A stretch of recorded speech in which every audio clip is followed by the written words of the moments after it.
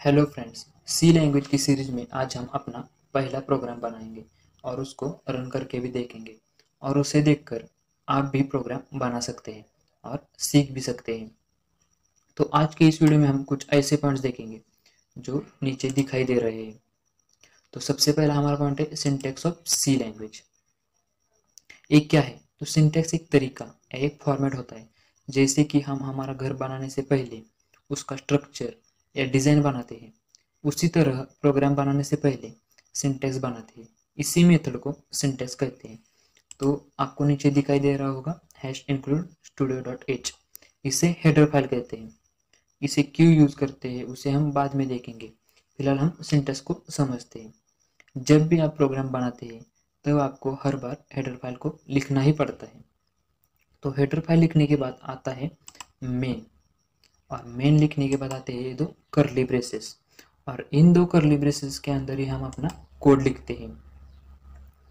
और कोड लिखने के बाद आपको रिटर्न 0 लिखना पड़ता है और तभी आप उस प्रोग्राम को रन कर सकते हैं। तो इसी फॉर्मेट को सिंटैक्स कहते हैं। उसके बाद हमारा सेकंड पॉइंट आता है डेटा टाइप्स।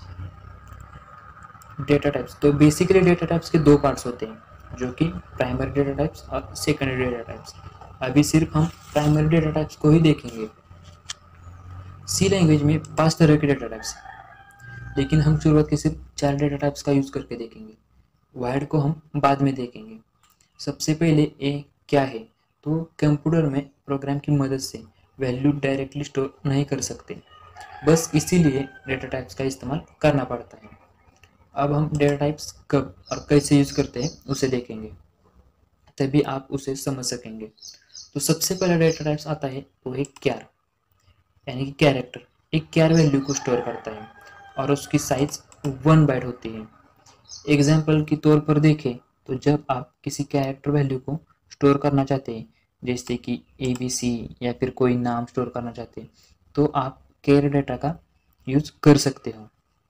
उसी तरह दूसरा डेटा टाइप है इंट, उसकी साइज 2 बाइट्स होती है। तो ये int data type integer value को स्टोर करता है, जैसे कि 1 2 3। अगर आपको कोई भी नंबर, कोई भी यानी कि विदाउट पॉइंट वाले नंबर स्टोर करने के लिए इन डेटा टाइप का यूज़ कर सकते हैं।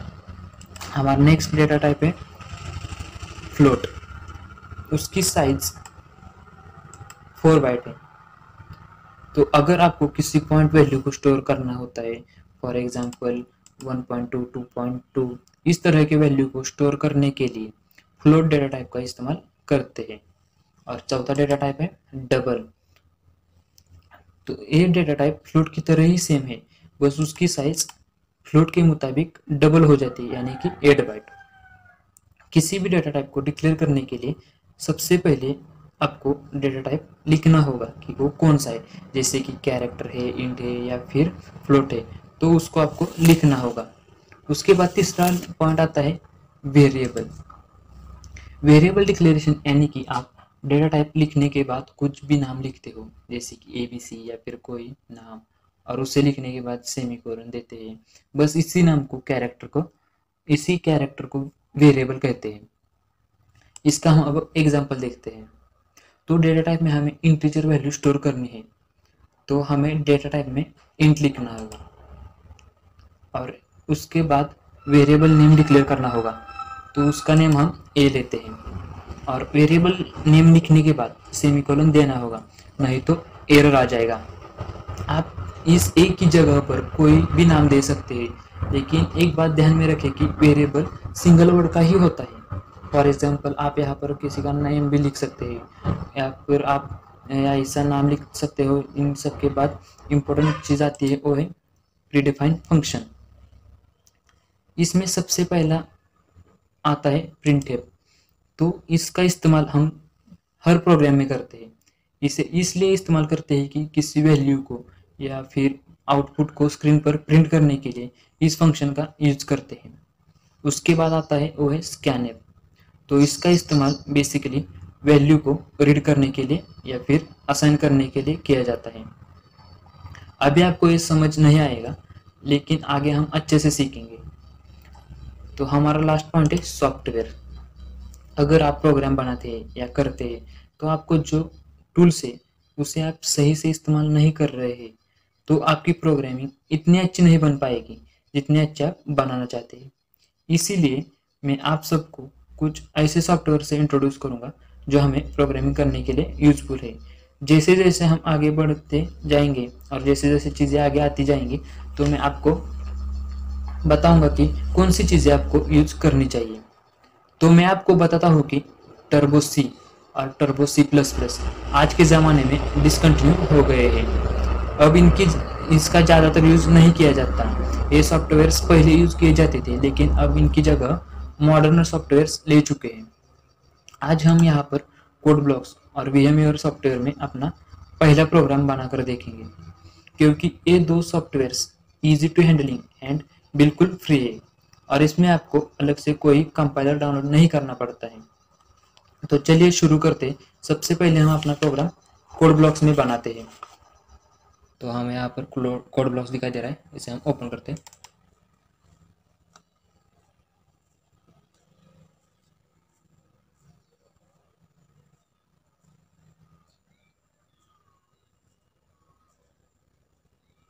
ये ओपन हो रहा है।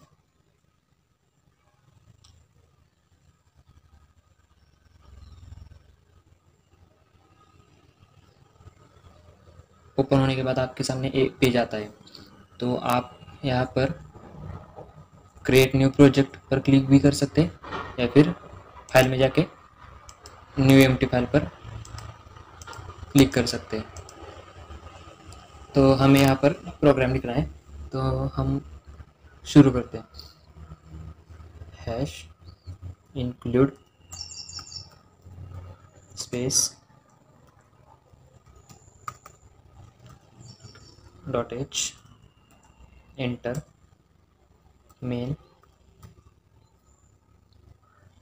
Bracket enter curly braces enter. इसके अंदर हम अब कोड लिखेंगे। कर्ली ब्रेसेस के अंदर पहले फंक्शन लिखते हैं printf bracket double quote hello world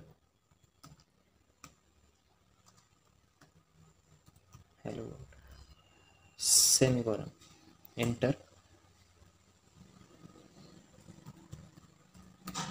return space 0 semicolon. यहाँ पर हमने एक कोड लिखा है, इसे हम अब बिल्ड एंड रन करेंगे। सबसे पहले आपको ये फाइल सेव करनी होगी, तो मैं यहाँ पर कुछ भी नाम देता हूँ, एंटर। तो आप देख सकते हैं यहाँ पर एक स्क्रीन आ चुके हैं। ये कंपाइलर की स्क्रीन है।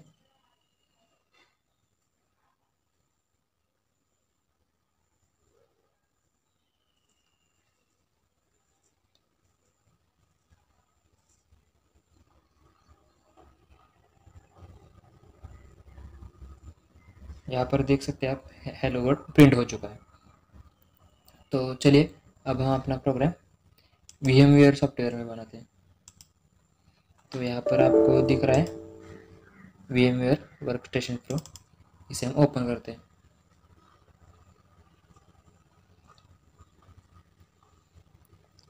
ओपन करने के बाद कुछ ऐसा पेज आपके सामने आएगा।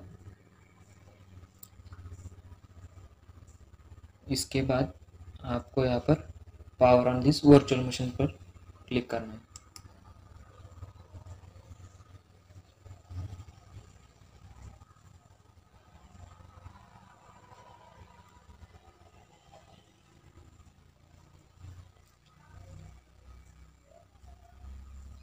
कुछ 1-2 मिनट लेगा ओपन होने में।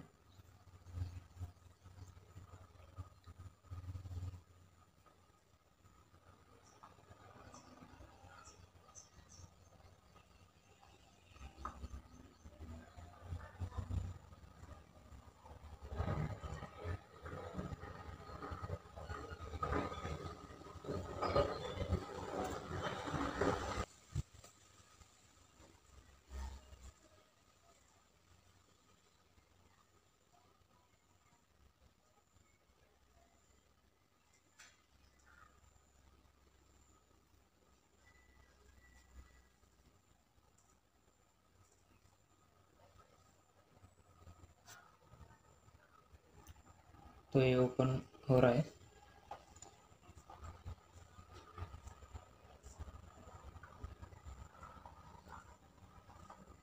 तो आपके सामने अभी एक लॉगिन का पेज आ रहा है। मैंने पहले से लॉगिन कर रखा है, तो मैं एंटर करता हूँ और अपना पासवर्ड डालता हूँ और एंटर। इसके बाद आपके सामने एक पेज दिखाई देगा। उस पेज में हमारी सारी फाइल सेव होती है। आप देख सकते हैं मैंने यहाँ पर मैं अपनी फाइल से, तो आपको सिर्फ यहाँ पर राइट क्लिक करना है, ओपन इन टर्मिनल। तो आपको यहाँ पर VI डालना है, VI स्पेस फाइल नेम कुछ भी डाल दीजिए आप, उसके बाद .c और एंटर करना है। तो ये मेरी पुरानी फाइल ओपन हो चुकी है, तो मैं इसे रन करता हूँ। मैं यहाँ पर कुछ अलग नाम देता हूँ, VI प्रोक xyz.c एंटर। तो आप देख सकते हैं यहाँ पर आप कुछ भी टाइप कर सकते हैं, लेकिन नहीं होगा। इसके लिए आपको इंसर्ट बटन यानी कि आई बटन दबाना होगा। उसके बाद हम यहाँ पर प्रोग्राम लिखेंगे, hash include space .h enter main bracket enter curly braces enter function printf bracket double quote hello world double quote complete bracket complete semicolon enter return space 0 semicolon enter curly braces close. तो हमने यहाँ पर अपना code लिखा है। इसके बाद हम ये फाइल सेव करेंगे। मैं सेव दिखाता हूँ आपको, यहाँ पर आपको फाइल दिखाई देगी। तो मैं एस्केप दबाता हूँ, एस्केप शिफ्ट :WQ, इस कमांड से आप फाइल को सेव कर सकते हैं। ये देखिए आपकी फाइल यहाँ पर सेव हो चुकी है। तो इसके बाद आपको एक कमांड डालनी होगी, GCC space file name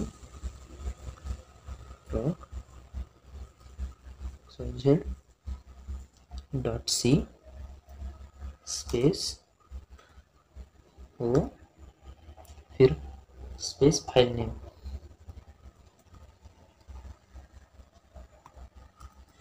enter. इसके बाद आपको एक और कमांड डालनी होगी। इधर आपकी exe फाइल बन चुकी है, तो इसे रन करते हैं। exe फाइल को रन करने के लिए हम ./r फाइल नेम एंटर। तो ये आप देख सकते हैं यहाँ पर हेलो वर्ल्ड प्रिंट हो चुका है। तो इसी तरह आप VMware या कोड ब्लॉक्स की मदद से प्रोग्राम बना सकते हैं और सीख भी सकते हैं।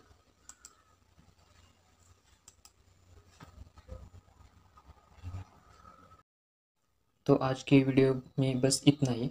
अगर आपको ये वीडियो अच्छा लगा तो आप इस वीडियो को लाइक करें, शेयर करें और सब्सक्राइब भी करें।